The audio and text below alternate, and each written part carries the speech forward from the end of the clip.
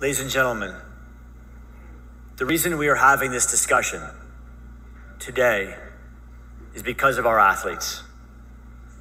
I would like to invite Ms. Summer Sanders and Ms. Kate Campbell to the podium to explain, in their words, the importance of this policy to them and the aquatics community. Thank you, Brent. Hello, all of you, my aquatic family, and thank you very much for inviting me to speak with you today. As mentioned, my name is Summer Sanders, and I stand in front of you as a lifelong swimmer, an Olympic champion, and mother of two. It is also quite an honor to be here representing so many women and men, athletes and coaches, who won't get this kind of opportunity on this type of stage to show love, compassion, concern, and devotion for their sports. I would like to begin with why I accepted the invitation to be here. The answer is quite simple, but this conversation is not. We've been celebrating the 50th anniversary of Title IX in the United States, and yet we are still vying for equal opportunity for women's sports at both the high school and university level. If people had not stood up for women's sports before me, I would not have had the opportunity to compete in high school and then in college with a full scholarship, to train after college to try to make my second Olympic Games, run marathons for fun, or make a living as an Olympic champion. Fierce women and men did that for me and countless others. And now it is my privilege to be here today and stand alongside Kate and the other amazing professionals and be a pillar that our community can stand on. So here I am, proud and ready. It is incredibly important for me to be heard correctly. I'm not here to put anyone down or dismiss anyone's individual beliefs. I truly love all people and want everyone to have a chance to succeed in the body and gender in which they feel they belong. Today, I am talking about elite women's aquatic sports and the trans women rules and requirements at the elite level. I first had a conversation with Brent from FINA back in January about puberty and its natural evolution. Brent said, "What do you know about puberty?" And I said, "All I know is that my daughter, who's 2 years older, could beat my son in arm wrestling until he turned 13. Puberty goes well beyond arm wrestling.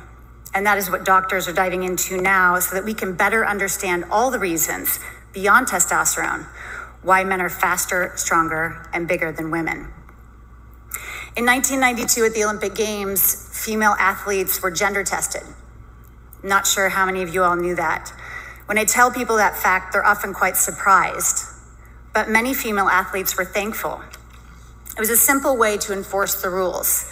At the elite level, some people will stop at nothing to win an Olympic medal. That we know. So they swabbed my cheek from the seat of a dental chair, and I was later given a feminine card and told that I had to keep this with me at all times. If I was approached by an official who questioned my gender, I had to show the card. If I didn't have the card, I could be disqualified. It never happened to me, and I never saw it happen to anyone else. But I was so worried that I made sure that I had my card with me, even behind the blocks for the finals of my gold medal race. The courage of trans women athletes has inspired organizations to research and understand the science, which had not yet fully been done, in order to create a clear and fair set of rules for our sports. We have to be voices to solidify these clear and evidence-based requirements for the young swimmers of now and for the generations to come, for the integrity of women's sports, and for the expectations and emotions of all athletes affected by them. This is not easy. There must be categories. Women, men, and of course a category for trans women and trans men, a space. I want anyone who loves competing in aquatic sports to have a space and to achieve their goals in that space. Fair competition is a stronghold and staple of our community. This approach safeguards the integrity of the existing competitive sport process in which millions of girls and women participate annually. It also thoroughly expands the development of additional sports opportunities for emerging trans women and men as they increasingly find the courage to live their authentic selves. We need our aquatic leadership to stand tall with their decision on this rule right now. My kids don't swim competitively, and I don't have any connection to aquatic sports in my daily life. Again, I'm here because I was asked, and it's important for me to be the voice of many, and because I love my sport, and I believe the integrity of women's sports is vital, and fairness is paramount. FINA has an incredible opportunity to be the leaders in this policy that others can adopt and build upon. It's imperative that FINA embrace this science and preserve the women's category while exploring how best to provide opportunity for trans women and trans men athletes. Thank you for listening. Thank you for being leaders, for making a decision, and for being bold enough to make it clear and real. I now introduce Kate Campbell.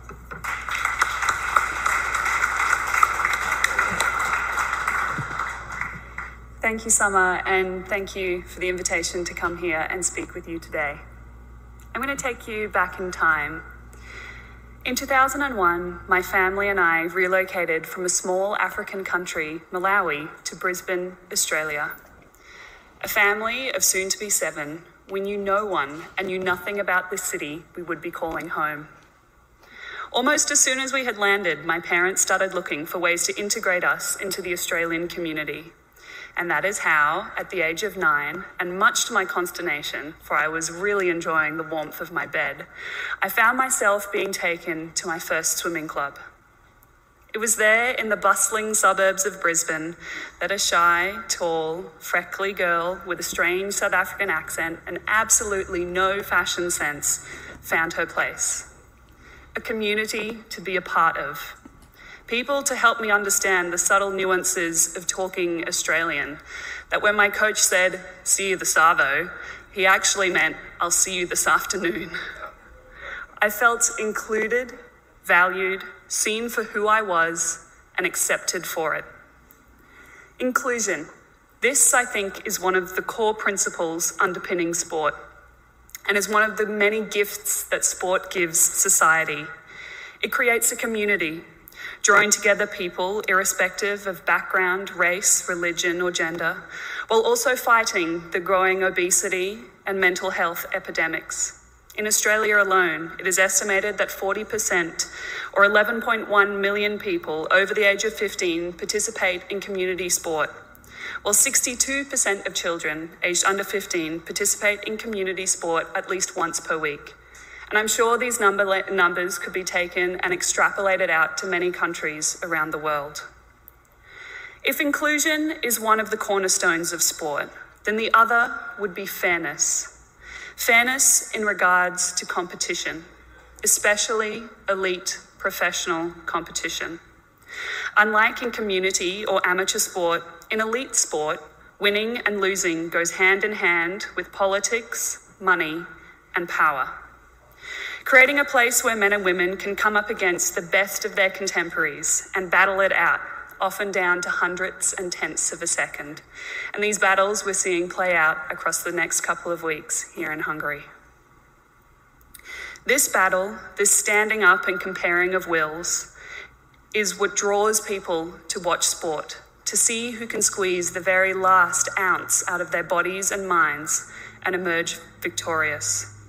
To put it simply, without fair competition, sport in its elite form would cease to exist. Now, usually inclusion and fairness go hand in hand. To create a place that is inclusive is to create a space that is fair. Transgender, gender diverse, and non-binary athletes' inclusion in the female category of elite sport is one of the few occasions where these principles come into conflict. The incongruity that inclusion and fairness cannot always work together is one of the reasons why it is so difficult to talk about this topic. Usually they are terms of absolutes which work together, yet science now tells us that in this issue, they are incompatible. I stand before you as a 4-time Olympian, a world champion, and a world record holder. I stand before you as a beneficiary of elite, fair competition.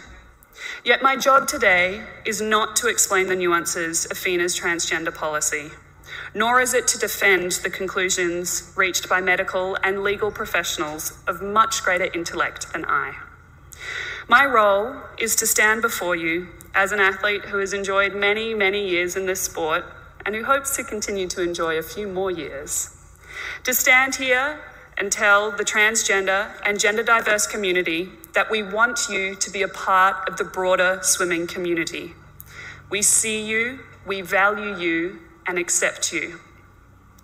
My role, however, is also to stand up here, having asked our world governing body, FINA, to investigate, deliberate, and uphold the cornerstone of fairness in elite women's competition. And it pains me that this part of my role may injure, infuriate, and potentially alienate people from an already marginalized trans community. Believe me, I have wrestled long and hard with myself about what to say and what to do. I am aware that my actions and words, no matter what I say, will anger some people, whether they are from the trans community or the cisgender female community. However, I am asking everyone to take a breath. Listen before reacting. Listen to the science and experts. Listen to the people who have stood up here and have been telling you how difficult it has been to reconcile inclusion and fairness. That men and women are physiologically different cannot be disputed. We are now only beginning to understand and explore the origins of these physiological differences and the lasting effects of exposure to differing hormones.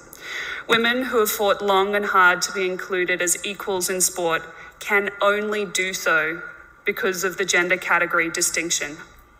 To remove this distinction would be to the detriment of female athletes everywhere. The creation of this policy did not stem from feelings, what we felt was the right thing to do. The policy was created with the inclusion of medical professionals, legal professionals, athletes, coaches, and people from the transgender community. It is a policy that pays attention to inclusion, but prioritizes fairness. Ultimately, this isn't about winners and losers, who's right and who's wrong, or making a stand. It is about investigating and developing a policy which accurately represents the science and draws a line to protect the fairness of the female category distinction in elite sport. Not community sport, not amateur sport, elite professional sport. I want the broader swimming community to be a place of safety and acceptance for the gender diverse. And I call on all the federations sitting here in the room today to examine your own policies to ensure that the world of swimming remains inclusive. It is my hope that young girls all around the world can continue to dream of becoming Olympic and world champions in a female category, prioritizing the competitive cornerstone of fairness. However, it is also my hope that a young gender-diverse child can walk into a swimming club and feel the same level of acceptance that a 9-year-old immigrant kid from Africa did all those years ago.